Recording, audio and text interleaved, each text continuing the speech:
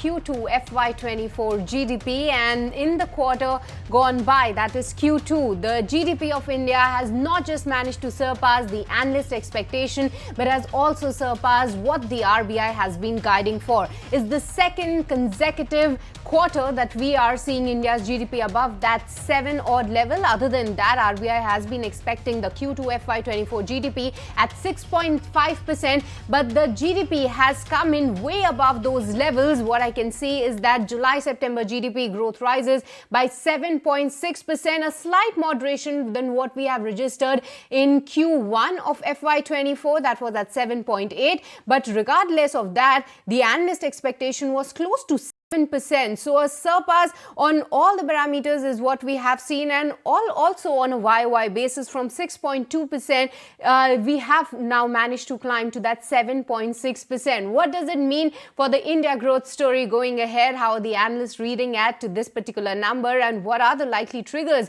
for the India GDP growth ahead? Let's try to decode all of that, and with this, let me welcome on board two of our very special guests. We are being joined by Govinda Rao, Chief Economic Advisor at Brickwork Rating, as well as Somadeep Rakshit, Senior Economist at Kotak Institutional Equities. I would like to come to you, Somadeep. This 7.6% number, how are you reading it? Because we were gathering that 7% was the street consensus.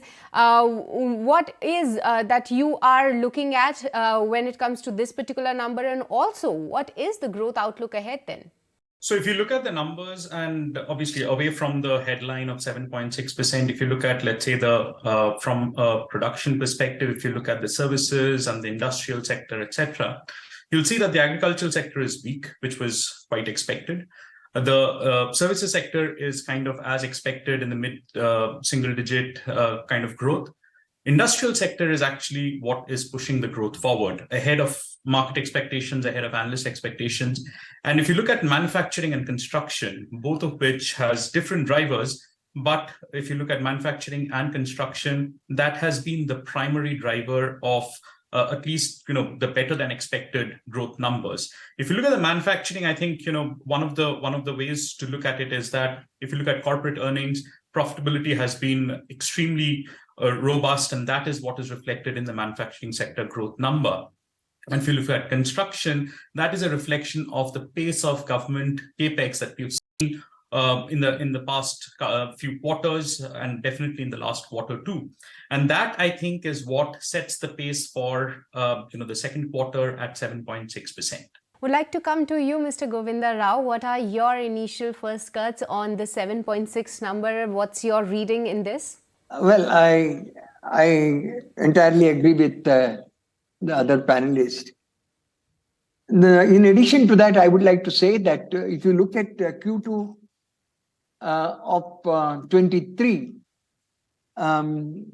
manufacturing was negative 3.6%, and construction was as low as 5.8%. So in addition to what has been said, I think the base effect also matters. So, well, 7.6% is a very impressive number, exceeded all the expectations. The market expected anything close to 7%, and 7.6% is very, very impressive, which is almost close to the Q2 23, Q1 2024 numbers, which are 7.9, sort of 8%. So I think the economy has performed well. There is a bit of an impact of the base year effect. Farm sector growth has not been as expected. It's not very good. But then as we go further, I think the only capital expenditure government is likely to slow down, partly because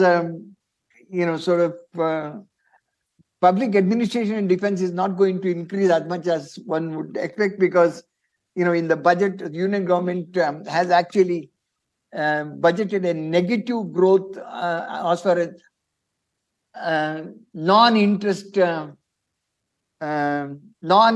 revenue expenditures. So in the third quarter, I think the impact of monsoon will be felt more, but at the same time, there has been a much greater economic activity in both manufacturing and service sectors. Overall, I would think that 6.5% growth with the RBI estimates for the whole year, will possibly be exceeded. This is my impression.